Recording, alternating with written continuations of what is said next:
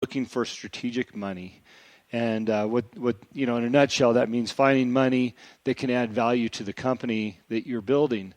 But I think as investors, we don't always think of in terms of, I want to add strategic value to these companies, and we're just looking for good investment opportunities. And I think if you can not only be an investor, but strategic about who you partner with because you can bring value, your investment would be worth so much more, and also can help people avoid some mistakes that they might normally make. Yeah, I think that's great advice. I mean, that's why you do private equity instead of public equity. One, you don't have to deal with the massive, volatile swings that we're experiencing right now.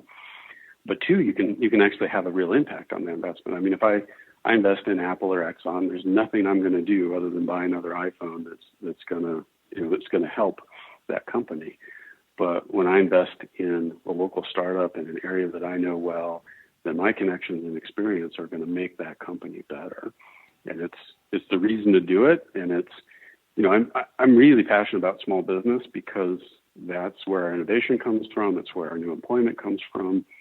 And the whole reason we have a model of big companies acquiring small ones is because that's what keeps the innovation going. Large companies are just not that great at most kinds of innovation. Yeah. So it only happens if we choose to start companies and we choose to invest in them. By the way, quick sidebar. We talked about being on lockdown right now because of coronavirus. Right now is the perfect time when you're in your office or living room to start thinking about those entrepreneurial aspirations, writing that business plan, or getting those ideas out of your head, put pen to paper and figure this thing out. Don't waste the time because you're sitting at home frustrated you can't go into work or go do different things. It's a good time to start a business. It's a great time. So many of the world's most valuable companies have been built in times of crisis, in a recession, and part of it's because it forces you to be really good, but it also comes from the disruption, and there's so much opportunity in the disruption. And what's happening right now with us, essentially the whole world is going to be under lockdown for some time period. It's going to speed up every trend that was already occurring. So we took our company Boomtime mostly virtual last summer. It turns out to be really handy because we were already working from home. We have an office just to have meetings in, which there's not many of those happening right now. But we were already set up for that. And, everybody has to support that has a business that's capable of doing remote work has to support that. So IBM, for example, had pulled back on allowing people to do remote work. Now they have to do exactly the opposite. And I don't think there's going to be any going back. We're looking at a future that has a much higher percentage of remote work than it did before. So just pick any industry, and whatever trends were occurring before that this emphasizes is just speeding it up. New movies are coming out video on demand when they're released. I don't think that's going to reverse when we get to the other side of this. People are going to get accustomed to that and start demanding it. Yeah, well, we all say, wow, let's not get caught with our pants down again, having to go into an office or into a crowded place. How can we do this from home or remotely in our own safe environment? As you suggested, we learn from our lessons. I'm working with a cannabis client named Razzle, and these guys are an online investment platform for the cannabis industry. And I just couldn't think, as I'm going through the last few days, what a great timing they have being all online and doing these investment platforms via virtual videos and stuff like that. So as you suggested, now's a great time to be online, being disconnected from a home office, if you will. You talked about founding Boomtime, and what you guys do over at Boomtime came out of a frustration that you had for great marketing and tackling other companies' problems. Let's hear about what you guys are doing over there and what your focus is.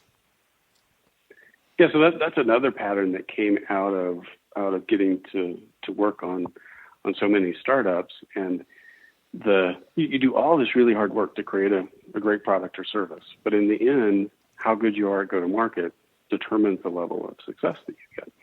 And so those companies where we were really good at that, we of course had the largest success, and in some cases we were horrible at it, and the companies just didn't work. And this is another area where I think the trend's going to really accelerate. Right? It's all already about digital marketing and our ability. So we specialize in B2B, and so the amount of activity that's now happening over Zoom and online, some of that will bounce back, but at the same time we'll get into a new work habit. And so LinkedIn, which has just exploded after the last 2 years, well, this is just going to accelerate that because we're not going to networking events. Well, LinkedIn is actually the ideal networking event because I get to meet only the people that I want to, and then I get to talk to them forever after making that connection. And so whatever effort you're putting into LinkedIn today, you should do 10 times that starting right now. Yeah. And so I built Boomtime to really go after this problem that I just found very frustrating because in no other area of our business would we allow the lack of scale and efficiency like we do in marketing. I mean, you go into marketing so people can't understand what you do. I mean, it's the definition of the problem. And so we need transparency, and the thing I love about it is because I'm a programmer at heart, I just see it from the standpoint of the data naturally, and we actually have like way too much data in marketing now. But if we leverage that and we turn it into information and we use it to really make good decisions and constantly iterate, then you can make your marketing constantly gets better. And so this is all about building a marketing machine that just works, day in and day out. And there's no way you can do that without putting both the automation and the expertise together in one solution. By the way, just to touch on LinkedIn real quick, I've been talking a lot about LinkedIn the last few months on these shows because it's such a powerful tool, not only for marketing, talking about your brand, connecting, but also those listening that are on job searches, they've got an incredible search engine for jobs as well as positioning jobs available. So thanks for bringing that up because it is a great tool. It's beyond your typical social media platform, and I'm on it not as much as I should be, certainly after hearing your advice one more time about how great LinkedIn is. Yeah, and it's just going to explode because of what's happening right now. We still all want to. We're human beings. We want to connect. We want to be social, and the uplift that's going to happen because of the coronavirus is just going to accelerate this trend. And what's so powerful about that for small business is that it is such a great tool to target exactly the right people that you need to get in front of. And you really should do it like that networking event. Like, so when you meet somebody for the first time at a cocktail party, you don't just pull out your PowerPoint and start pitching to them right away. You have to build a relationship first. Yeah. And if you take that same approach on LinkedIn, you'll be amazed at how powerful it is to build exactly the right network. What does that look like in real life, Bill? I mean, you connect with somebody. I noticed that you connected with me on LinkedIn yesterday. I accepted your invitation to be buddies. What's that first step? Is it, hey Jim, I'm into Spartan racing like you. Let's chat, or how do you approach that? Because I think this is a really important topic. People do have a tendency to jump right into, hey, I want to sell you something or I want to pitch you something, and sometimes that's a turnoff. And I think it's becoming a major turnoff because LinkedIn has taken off and there are so many people doing this now. You really need to do the exact opposite. You need to go in with the purpose of growing your network and being helpful to that network. And so we run connection campaigns all the time. And the biggest mistake people make when they start thinking about doing it with more volume behind it is they start writing the messages as if they're speaking to 500 people. But each one's going out by itself. And so you have to write that as talking to one person. And that's so much more effective and nothing salesy about it at all. And because the first goal is to get a really high acceptance rate for your connections. And that's really, it's pretty simple. It's Do you have an informal, honest, open message? Do you have a lot of connections already in common? So that's the biggest factor as to whether somebody accepts your connection request. So if you're building into a new market, you need to build up connections around who your ideal prospects are first before you reach out to them, so that you maximize the acceptance rate for who you really want. But then the real key is that after you've built that network, you have to keep talking to them. And the best way to do that, and this is the hard part, this is what makes it difficult, but it's also what makes it so successful, is it's all about the content. I mean, 90% of the effort in this is putting out a steady stream of really good content that, once again, isn't salesy at all. It's instead sharing the insight and perspective that's unique to you because of your business and what you do. So if you work with, several hundred businesses in a certain niche, then you've got unique insight and perspective because of that. And you're talking to the CEO of that business. Well, they're living in their business, and you can bring them this outside perspective that they can't really get anywhere else. And that's how you create the sales opportunities down the road. By whatever you think your best advice is that you want to hold most dearly, give that away for free. That's the best marketing you can do. Yeah, sure. I was just recalling a transaction I did over LinkedIn, and this is about as random as it gets, but it's a real lesson in how valuable the tool is.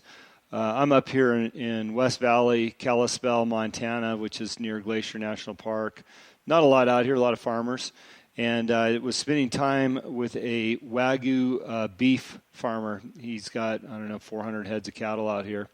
Just met him, didn't know much about that industry. And he says, "Hey, Jim, I'm looking for somebody in this industry, to buy some of this Wagyu beef from me. Do you know anybody?" And I, obviously, no, I don't. I just moved here. But I went on my LinkedIn account that night, and I typed in Wagyu beef in the search engine.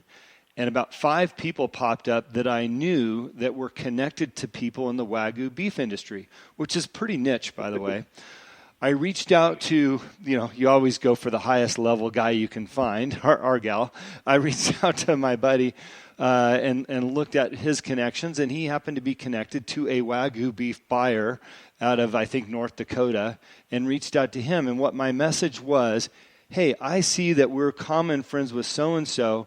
I love who he is and what he stands for, and he'd vouch for me as a great person. By the way, I've got somebody looking to sell a bunch of Wagyu beef. Are you guys interested?" Well, as it turns out, not only was he interested, but they transacted a sale. He sent a whole bunch of steaks my way. And he said, "By the way, if you've got anybody else that's selling cattle up there, we'd love to connect with them and pay you a commission."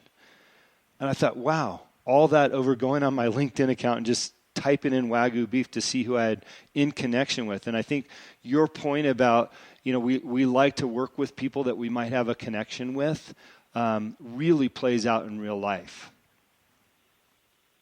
Yeah, that's just such a great example. And it's what we need to be doing right now. So business doesn't shut down. We just create new opportunities and find new ways. So this is the perfect time to hone your LinkedIn skills, get up to speed on digital marketing, and make it part of how your business works from this point forward. Yeah. Now, I realize from going through your website and looking at your bios and stuff, Boomtime really specializes in the legal market and supporting law firms. Is that correct? Yeah, we do sort of everything in I call it high value B2B because of our history in legal. Of course, that includes law firms, but anything that's really expertise driven that has high value is really appropriate for this kind of insight and perspective driven approach to your marketing. Yeah. How about throwing a little golden egg out there? You talked about mistakes people make on their websites. Can you help us avoid some of those mistakes? Yeah, so this is, I'll give you my favorite mistake, which is that if you have a small business, I guarantee you that and you're in some sort of B2B space like this, then the second most visited page on your website is going to be your About Us page.